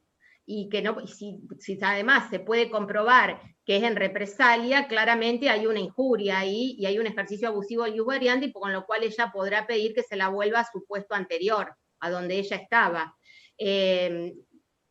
No podemos saber más los detalles. No veo yo un caso, no sé, Vicente, vos qué opinás, pero el tema del acoso laboral requiere de una repetición y una permanencia en el tiempo, claro, no de un hecho así. Aislado. En este caso yo no sabemos decir si es una escuela pública, si es una escuela privada. Si es una escuela pública, no se puede hacer un cambio de lugar sin el consentimiento del docente. Lo mismo pasa en el caso de las escuelas privadas, donde tiene que haber un convenio, de alguna manera, entre el representante legal y el trabajador, porque puede haber un perjuicio. Sí, muy claro. En todo caso, lo podemos contestar vía mail, ¿no es cierto? De esto, si nos dejan los datos. Sí, era una inquietud que tenían. Bueno, damos por finalizado el panel. Les quiero agradecer a los cuatro, a Lucas, a Vicente, a Sol y a Laura. Muchas gracias. Y le doy la palabra a Arístides. Bueno, acá estamos nuevamente. Estábamos compartiendo con el doctor Serra el lugar de trabajo. Bien, muy bueno el panel. Ana Paula, te felicito a los disertantes. Y bueno, ya cerrando esta jornada y como muestra de convivencia, se nos ocurrió invitar para saludar y estar un ratito con nosotros a dos legisladores de la provincia de Santa Fe que nos representan en el Congreso de la Nación, el diputado nacional Enrique Esteves, del Frente Progresista, y la senadora nacional Marilyn Sagnum, del Frente para Todos. Así que agradecidos de que nos acompañen, y le voy a dar la palabra primero al diputado nacional Enrique Esteves. Hola Aristides, ¿se escucha bien ahí? Sí, bueno. Enrique, perfecto. Bueno, buenas tardes para todos y para todas. La verdad que es un gusto poder participar de este encuentro. Escuché bastante completa la última intervención de Laura Pérez, donde aparte de describir situaciones puntuales, también hacía alguna valoración sobre la situación de su país, ¿no? Y la verdad es que también lo decía Arístides recién, como una muestra de convivencia hay dos legisladores que son de dos partidos distintos. Yo creo que la política tiene mucho que ver, lamentablemente, con la falta de convivencia o la mala convivencia que hay en nuestras sociedades. y que muchas veces, lamentablemente, nosotros como personas naturalizamos cosas que no están bien, y eso en el último tiempo, por debates que también se dan en la sociedad, como es el caso, por ejemplo, del bullying o del machismo, es que uno se replantea determinadas cosas, pero casi en todos los temas que nos rodean, cuando nos empezamos a hacer preguntas o reflexionamos o escuchamos algunas reflexiones, nos damos cuenta que naturalizamos muchas cosas, entre las cuales está la violencia, ¿no? Y eso es algo que lamentablemente va escalando en el tiempo y donde, como yo les decía hace un momento, los principales dirigentes de nuestros países, del mundo en algunos casos, ¿cómo no dan un ejemplo contrario a eso? Sino que más bien reafirman que las actitudes violentas, que las peleas, que la confrontación, en muchos casos absolutamente desmedida, obviamente, es parte de la construcción política o es parte de las responsabilidades de gobierno. Así que nosotros en este lugar que estamos hoy virtualmente, creo que estamos obviamente intentándole dar fuerza a esto que viene avanzando, por suerte, pero cuesta mucho ponerlo en la agenda para que efectivamente pueda haber un debate de fondo. Fíjense que hasta hace muy poco que aprobamos en el Congreso de la Nación una ley vinculada al grooming. Generalmente quienes más trabajaban sobre estos temas eran las organizaciones de la sociedad civil y no el propio Estado, ¿no? Fíjense cuánto cuesta que en las escuelas se haya tomado seriamente, y todavía falta muchísimo, el tema del bullying. Y esto también habla de nosotros como sociedad. Yo la verdad es que con la asociación, si nos reímos todos, con Aristides en particular, he aprendido muchísimo porque sinceramente creo que todos hemos vivido situaciones en nuestras infancias duras, feas, producto de la sociedad en la que vivimos, pero también producto de que entre las infancias también existían cosas, como es el caso del bullying, que son sorprendentes, ¿no? Pero que existen. Y en ese sentido, con Aristides empezamos a trabajar distintas experiencias, propuestas que fundamentalmente él nos acercaba, y cómo automáticamente cuando se puede construir un espacio colectivo, cuando existe un espacio de escucha, cuando está el compromiso y el conocimiento de los distintos actores en cada uno de los lugares, sean escuelas, sean clubes, también dentro de la familia, estas cosas se empiezan a cambiar. Así que yo simplemente felicitar y saludar este congreso, lógicamente que estar a disposición, y señalar esto, que lo señalo acá entre gente que tiene un compromiso, pero señalar la importancia de poder hablar los temas y de poder comprometernos en pasar esas fronteras de temas que no se quieren hablar por determinados motivos y hacer el esfuerzo para hablarlos, porque creo que hablarlos es lo que desencadena inmediatamente después, y casi de manera automática podríamos decir, el resto del proceso para que esto mejore, ¿no? Y eso creo que es algo que claramente vale la pena y que necesitamos mucho como sociedad. Así que muchísimas gracias, y cualquier cosa obviamente a disposición. Muchas gracias, Enrique, por estar siempre cerca, por estar siempre presente cada vez que hemos solicitado de alguna manera tu colaboración para alguna gestión. Nos conocimos, recuerdo, allá en la Plaza Pringle, en un festival que hacíamos al aire libre, y por ahí necesitábamos la luz, necesitábamos la guardia urbana. Bueno, siempre destaco tu buena predisposición, en serio, para estar siempre cerca, para preocuparte por estos temas. Así que un placer, como siempre, y agradecemos tu tiempo, y que hayas acompañado también, por supuesto, la ley de prevención contra el grooming en la Cámara de Diputados de la Nación. Gracias. Y bueno, no sé si está por ahí la senadora Marilyn Sagnún, quizás con otro nombre, porque no la encuentro. Me ayuda Marilyn si estás por ahí, porque a veces ingresamos con algún celular y no figura el nombre, para ir ya así cerrando este congreso.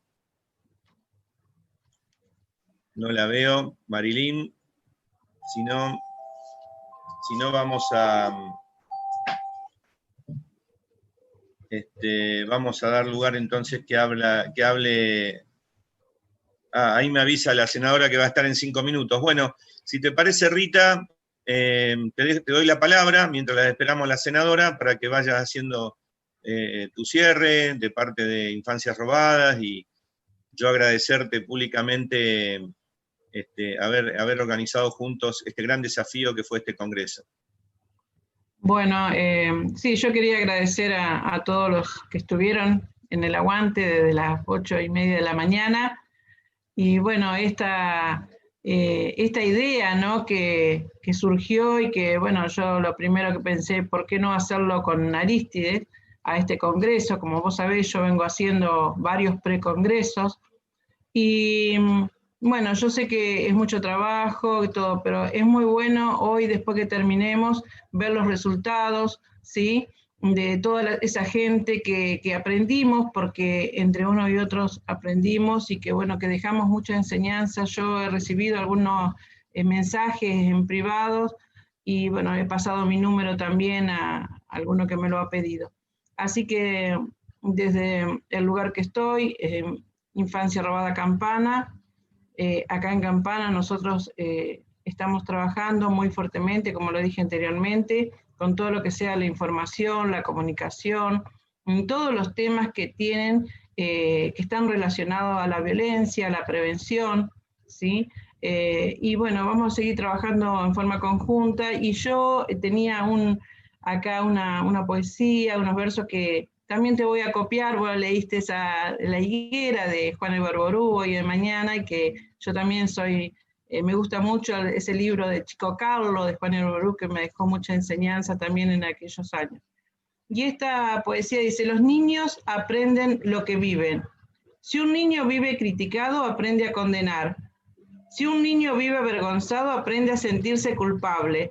Si un niño vive con tolerancia, aprende a ser tolerante. Si un niño vive con estímulo, aprende a confiar. Si un niño vive apreciado, aprende a apreciar. Si un niño vive con equidad, aprende a ser justo. Si un niño vive con seguridad, aprende a tener fe. Si un niño vive con aprobación, aprende a quererse. Si un niño vive con aceptación y amistad, aprende a hallar amor en el mundo. Todo esto es lo que nosotros, los adultos, tenemos que darle a esos niños para ver un cambio también en esto, ¿no? En esta sociedad que hoy estamos viviendo con mucha violencia, con mucha agresión, en todo, en niños, en adultos, en jóvenes. Entonces, ver qué posibilidades, bueno, esta es una, ¿no? Esta es una de estar un sábado todo el día en un congreso.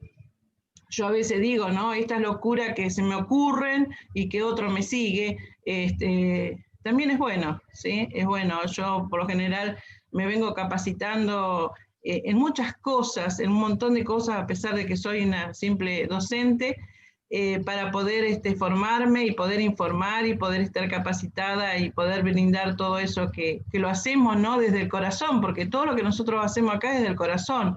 Es poner nuestro tiempo, es poner nuestro esfuerzo, es dejar un rato nuestros nietos, nuestros hijos, para poder estar en este lugar.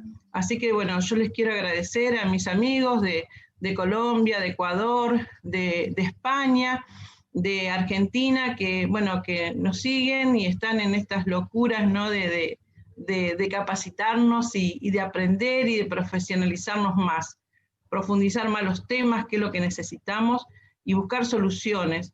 Yo sigo mucho a muchos de ustedes, de los disertantes los sigo, a Luca, a Dupuy, siempre estoy escuchándolos, también para aprender un poco de ellos. Así que muchísimas gracias, y bueno, Ariste, a ver si vino... y ya está aquí la senadora, ya está aquí. ¿A la senadora? Hola, gracias. María, ¿cómo estás?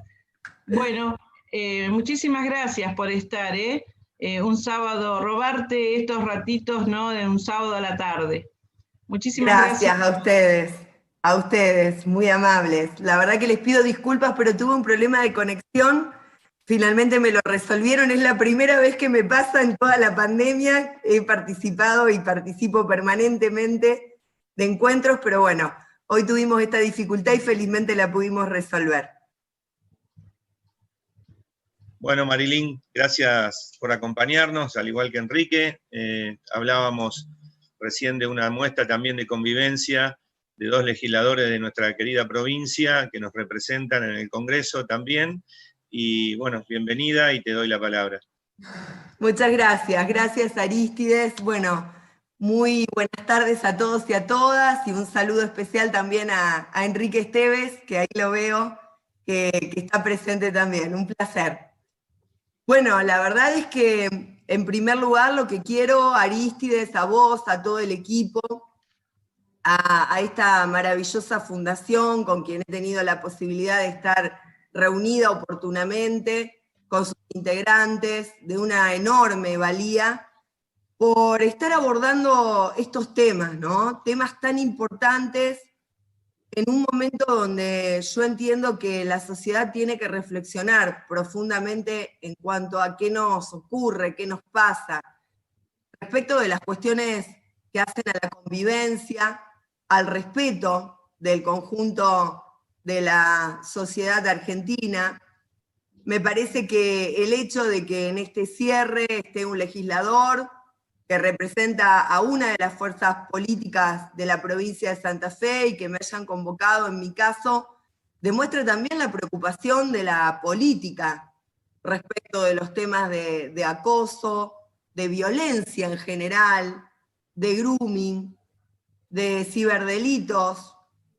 Y ustedes saben que desde el Parlamento de la Nación hemos sancionado varias leyes que van en ese sentido, pero yo soy una convencida de que de nada sirve avanzar en el plano normativo si no consolidamos esas normas que nosotros sancionamos desde el Parlamento, desde el Congreso de la Nación, con una enorme conciencia de la sociedad en cuanto a estas temáticas. Y yo considero que ustedes, con la tarea que están llevando adelante, le ponen ese rostro humano que tienen que tener las normas. Muchas veces las normas, en la fría letra de la ley, plantean cuestiones, pero lo más importante y la transformación real no se hace solamente con la letra declamatoria de la ley. Se necesita también trabajar sobre la concientización de la sociedad toda, y fundamentalmente la concientización de las familias, la concientización que se da a través de la educación, la enorme tarea que llevan adelante nuestros docentes, nuestras docentes, la comunidad educativa en su conjunto, la importancia de que en el ámbito de las currículas educativas se incorporen estos temas para que desde la más tierna infancia las niñas, los niños y luego los adolescentes, las adolescentes que en la República Argentina tomen absoluta conciencia de la importancia de estos temas. Yo creo que tenemos que ir hacia una democracia mucho más real, mucho más efectiva, y esa democracia se construye en el entendimiento de las diferencias.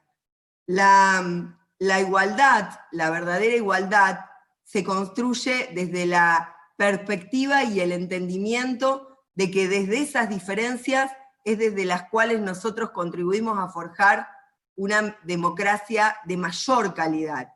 Esa democracia de mayor calidad que no solo debe garantizar la participación popular, sino que también debe garantizar las distintas voces, y debe garantizar que todos y que todas, cada uno desde su particularidad, desde esa diferencia que tenemos entre todos y entre todas, sepamos que estamos contribuyendo a construir una mejor democracia, una sociedad más pluralista.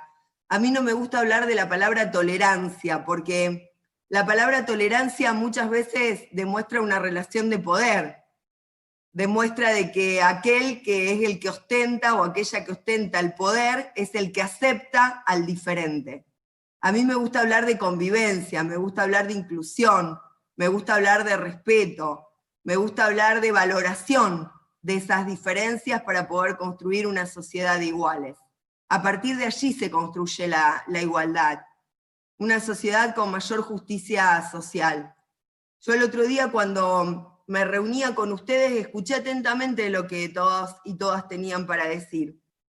Y la verdad es que el sufrimiento, que en muchos casos se arrastra para toda la vida, la estigmatización, el condicionamiento en los distintos avatares de la vida que se genera a aquellos o aquellas que son víctimas de este tipo de violencias, es verdaderamente tremenda. Y esa afectación no es solo una afectación individual, es también una afectación social. Y desde ese plano es que la política lo tiene que entender.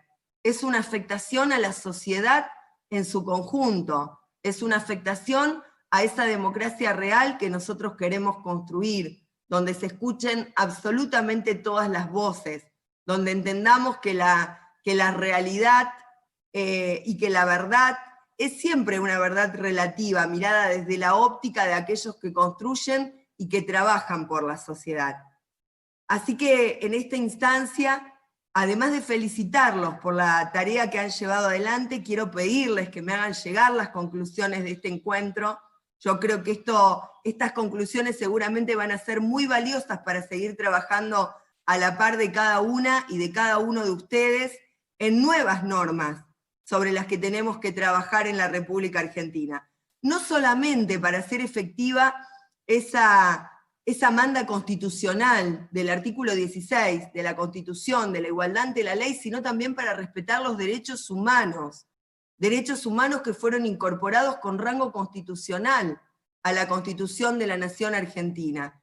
Lo que ustedes están haciendo es trabajar por una plena vigencia de los derechos humanos del conjunto del pueblo argentino, y por eso es tan valorable la tarea que están llevando adelante.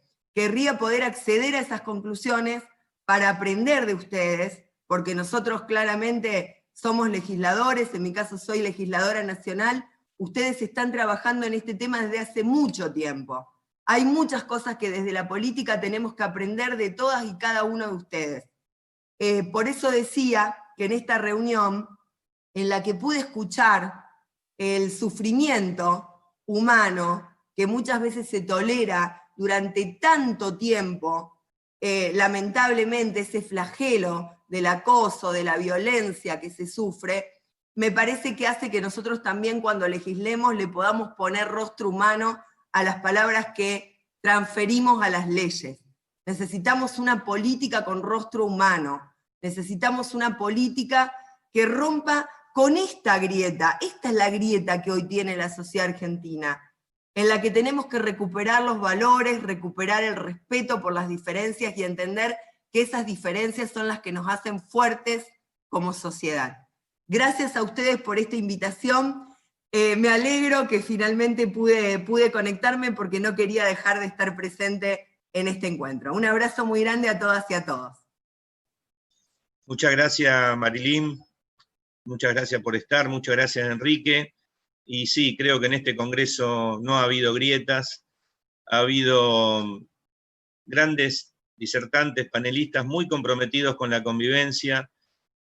Agradezco a nuestros colegas de España, Colombia, Ecuador, que nos acompañaron. Agradezco a todos los participantes, muchos de ellos docentes, comprometidos con la enseñanza, con la educación, que ven en la educación el futuro, sin dudas, para una mejor sociedad, para que nos acerque. Y agradezco este ejemplo de convivencia legislativa, si se quiere, y política en nuestra provincia, en nombre de Enrique Esteves y de Marilyn Sagnum.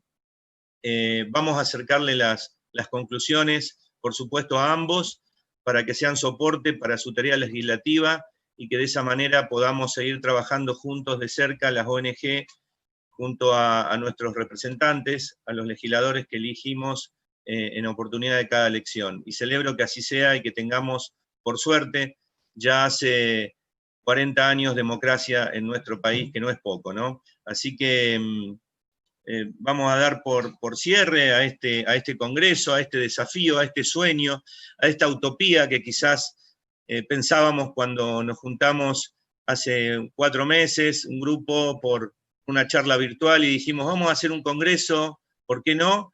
Y así surgió, y así salió, y creo que fue excelente. Le agradezco a todos mis compañeros de la ONG por el esfuerzo que han tenido en ponerle todo a este congreso, en insistir en las reuniones los domingos a las 7 de la tarde por la plataforma, en invitar a los disertantes, a Facundo por un gran trabajo técnico como soporte, a Citratel por facilitarnos la plataforma Zoom, a todas y todos. No quiero nombrar porque no quiero olvidarme de nadie, y para mí es un gran orgullo presidir esta ONG que tiene como nombre ni más ni menos que si nos reímos todos. Así que quisiera con ese eslogan nuestro cerrar este congreso. Hoy más que nunca, hoy como siempre y en el futuro, que nadie se burle de otro, que nadie se tenga que reír a costa de otros.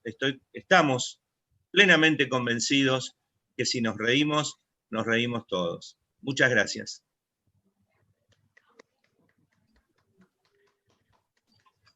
Muy bien.